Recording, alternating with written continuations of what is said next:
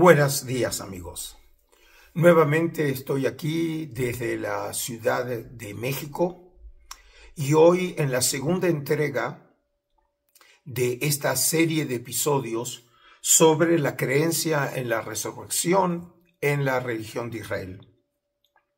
Les recuerdo que en la primera parte de esta serie tratamos sobre el concepto de la vida en el antiguo Israel, y de aquí que realmente la Biblia hebrea en su fase más antigua no muestra un interés especial o determinado en la vida de ultratumba.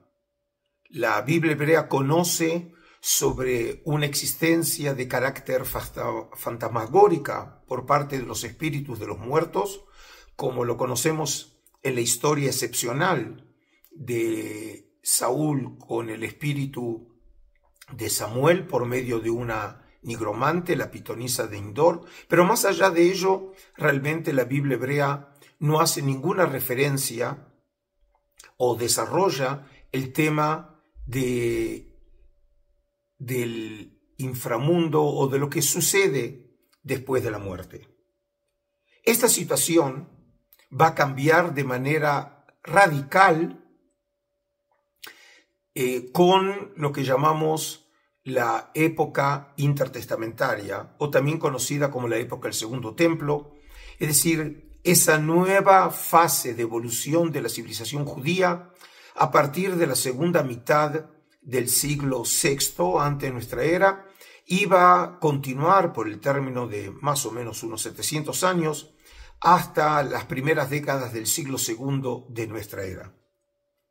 Y aquí, precisamente, en materiales ya podremos llamar más tardíos presentes en la Biblia hebrea, empezamos a ver algún tipo de referencia a lo que podría llamarse precisamente al concepto o a la noción de la resurrección. Para el caso, una fuente, por cierto, ambigua, pero de todas maneras muchos biblistas la mencionan como una posible referencia a la posibilidad de la resurrección, la encontramos en el libro de Job. Y el texto reza de esta manera: Yo sé que vive mi defensor, que se alzará el último sobre el polvo, que después que me dejen sin piel, ya sin carne, veré a Dios. Sí, seré yo quien lo veré. Mis ojos lo verán, que no un extraño. Se consume mi vigor en mi interior. Como dije, esta mención en el libro de Job, capítulo 19, daría a entender, pero como dije de una manera no muy clara, no muy tajante, la posibilidad de la resurrección.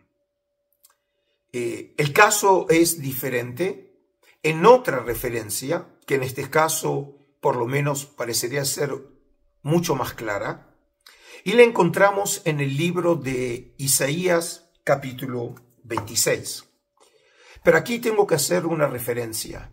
Los biblistas consideran que los capítulos 24 al 27 de Isaías, a pesar de que forman parte de esa sección de Isaías que los biblistas llaman el primer Isaías, es decir, oráculos que podemos nosotros atribuir al Isaías histórico, ese profeta tan celebrado del siglo VIII antes de nuestra era, en la época de los asirios, pero a pesar de que esta sección está entre esos capítulo 1 a 40, que generalmente se los atribuye al profeta Isaías, esta sección específica de los capítulos 24 a 27 y el que vamos a leer del capítulo 26, se lo conoce como el Isaías apocalíptico, que muchos biblistas creen que en realidad es una adición posterior o más tardía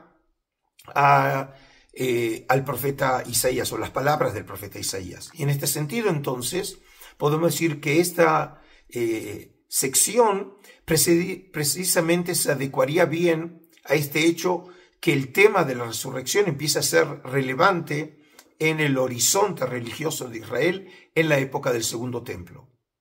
Y ahora, específicamente, el texto de Isaías 26 dice lo siguiente: Yahvé, Dios nuestro, nos han dominado otros señores fuera de ti, pero no recordaremos otro nombre sino el tuyo.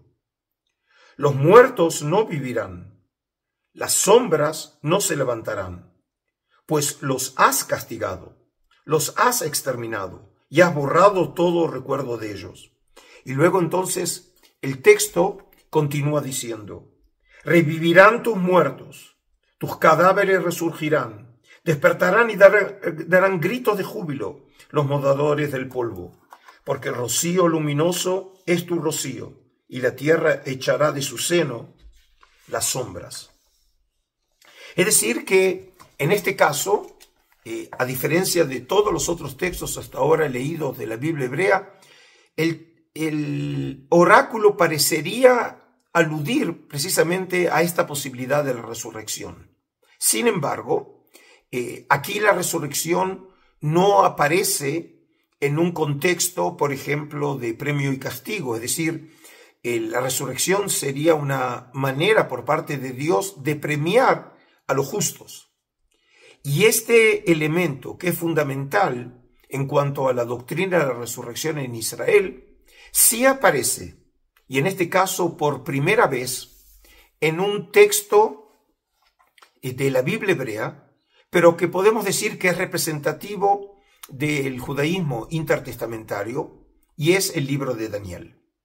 El libro de Daniel, a pesar de que forma parte de la Biblia hebrea, es un libro tardío, más específicamente podemos decir que es el más tardío de la Biblia hebrea, y según los estudiosos, el formato final de esta obra, como la conocemos nosotros en la versión masorética o tradicional, habría sido editado en algún momento entre el año 167, cuando comenzaron las persecuciones religiosas por parte de los griegos, en este caso los griegos de Siria, cuando el rey era Antíoco Epífanes IV, y el año 164 antes de nuestra era, que es cuando los macabeos, comandados por Judas Macabeo, reconquistan el monte del templo, y es cuando habrán de llevar a cabo la rededicación del templo de Jerusalén, celebración, por cierto, que nosotros los judíos celebramos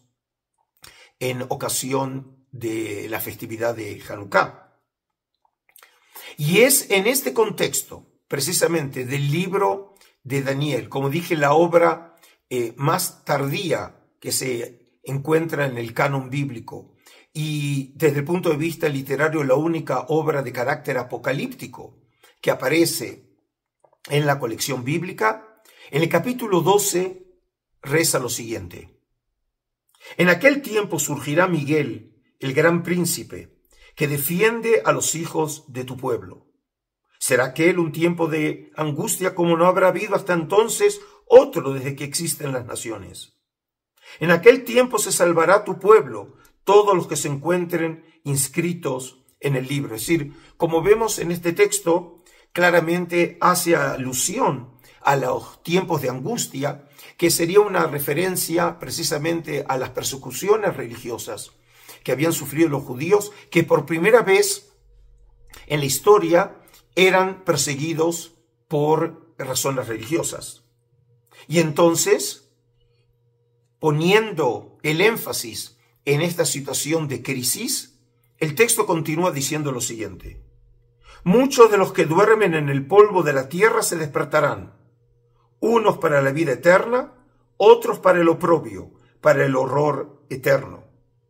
Los doctos brillarán como el fulgor del firmamento, y los que enseñaron a la multitud la justicia, como las estrellas por toda la eternidad. Es decir, que en este caso nos queda claro que aquí el texto hace una alusión directa a la creencia en la resurrección. Por un lado, los justos serán premiados con la resurrección y los malvados serán condenados al castigo eterno. Pero aquí la pregunta es, ¿por qué precisamente apareció en esta época y en un texto de una manera clara y contundente la formulación de la creencia en la resurrección? Porque, como dijimos, era una época de crisis. Y esta época de crisis en la que los justos eran perseguidos y asesinados por los griegos por defender la fe de Israel, había generado una pregunta acuciante desde el punto de vista religioso. Y era, ¿cuál iba a ser el premio de estos justos si precisamente defendiendo la fe de Israel terminaron siendo muertos por los griegos?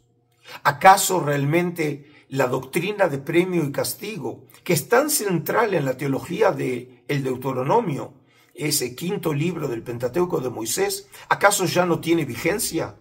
¿Ha quedado en desuso o abandonada?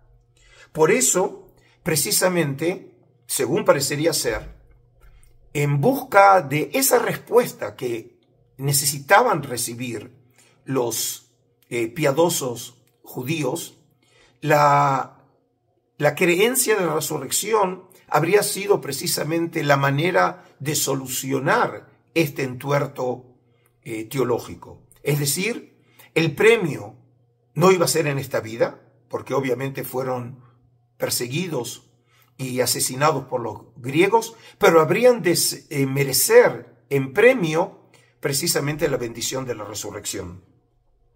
Y un ejemplo claro en este sentido, que hay que conectar la creencia en la resurrección con las persecuciones religiosas de Antíoco Epífanes IV, lo podemos encontrar claramente en el libro de 2 Macabeos, una obra apócrifa para judíos y protestantes, pero deuterocanónica o sagrada para los católicos y para las iglesias orientales, en donde precisamente en el contexto literario del martirio de los 7 hijos de una madre, que en la tradición talmúdica es conocida como Haná, pero es anónima en la obra de 2 Macabeos, precisamente en uno de esos momentos, en la ocasión de la tortura del segundo hijo de esta mujer, el texto dice lo siguiente: cuando el primero hizo así su tránsito, llevaron al segundo al suplicio,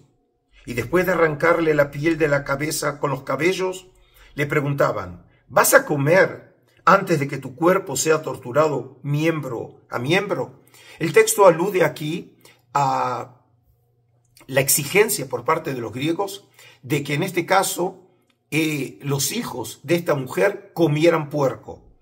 El texto obviamente presupone que el puerco era una comida prohibida para los judíos, y en este caso lo que ellos querían era que los judíos infringieran esta regla que era tan central para los judíos de la época, y de esta manera obviamente dejar a un lado la normativa de la Torá.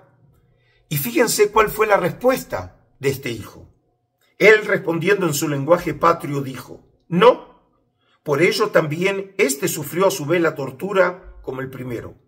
Y al llegar a su último suspiro dijo: tú, criminal, nos privas de la vida presente, pero el Rey del mundo, a nosotros que morimos por sus leyes, nos resucitará a una vida eterna. Es decir, claramente el texto establece una relación causal entre el acto de martirio por parte de esta persona que está dispuesta a morir por cumplir la observancia de la Torá, y por el otro lado el premio que habrá de recibir en concepto por su actitud piadosa, que es precisamente el premio de la resurrección.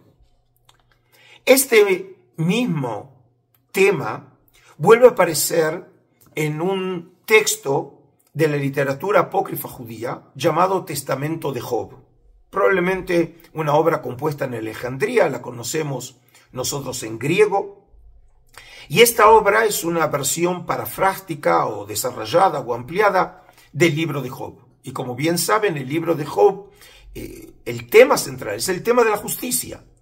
Ahora, hay algunos elementos que cambian en este caso en la versión del testamento de Job, y es que el Dios que se le revela a Job a manera de luz, le anuncia que habrá una guerra entre Job y el Satán, elemento que no aparece en el libro bíblico de Job. Sí aparece el Satán en los capítulos 1 y 2, pero no aparece en ningún momento que haya alguna relación entre Job y el Satán. Y Dios le advierte precisamente sobre el sufrimiento que le aplicará el Satán. Y fíjense lo que dice Dios o le anuncia Dios a Job. Me habló de nuevo, es decir, el que está hablando en primera persona es Job. Así dice el Señor: si intentas aniquilar y purificar el lugar de Satán, éste con gran ira se levantará en pie de guerra contra ti. Aquí aparece un tema que no aparece en el libro bíblico de Job, y es que Job le anuncia a Yahvé que él va a destruir el templo en donde se adora la imagen del ídolo, que en este caso se supone que es la adoración al Satán que está detrás de la idolatría. Entonces Dios le dice que en caso de que haga eso, obviamente Satán se ensañará con él y lo habrá de castigar. Y luego continúa: la muerte será lo único que no pueda acarrearte, pero te inferirá muchas heridas. Te arrebatará todo lo que tienes y aniquilará a tus hijos. Mas si resistes con paciencia, haré tu nombre famoso en todas las generaciones de la tierra hasta el fin del mundo. Es decir, que en este caso Dios ya le anuncia cuál va a ser el premio por su actitud piadosa. Y luego continúa: te pondré de nuevo sobre tus bienes y se te dará el doble para que conozcas que el Señor no es aceptador de personas, sino que distribuye sus bienes a quien quiera que le guarda obediencia. Y aquí viene precisamente el tema que tanto estamos esperando. Te despertarás en la resurrección y serás como un atleta luchador que soporta muchos trabajos y recibe la corona. Y entonces sabrás que el Señor, que otorga fortaleza a sus elegidos, es justo, verídico y fuerte. Es decir, que claramente establece aquí que el premio por todo ese sufrimiento que habrá de tener en la tierra, ocasionado por el Satán, se verá premiado en última instancia con la resurrección. Y en este caso utiliza la imagen del luchador, que era una imagen muy conocida en el mundo grecorromano, como aquel que está dispuesto precisamente a hacer grandes esfuerzos, pero finalmente se va a ver coronado literalmente con el éxito. Y por eso, al suceder todo eso, entonces sabrá que el Señor es justo, verídico y fuerte. Y de esta manera, entonces, como vemos, la resurrección prueba claramente que Dios es justo y que el premio lo dará, si no es en esta vida, será precisamente en la otra vida, con la resurrección. De esta manera, entonces, terminamos este segundo episodio sobre la resurrección en la religión de Israel. Y en el próximo episodio, en la parte 3 de esta serie, habré de tratar específicamente el tema de Jesús y la resurrección. Entonces nos vemos en un próximo episodio. Shalom, y los saludo desde la Ciudad de México. Muchísimas gracias.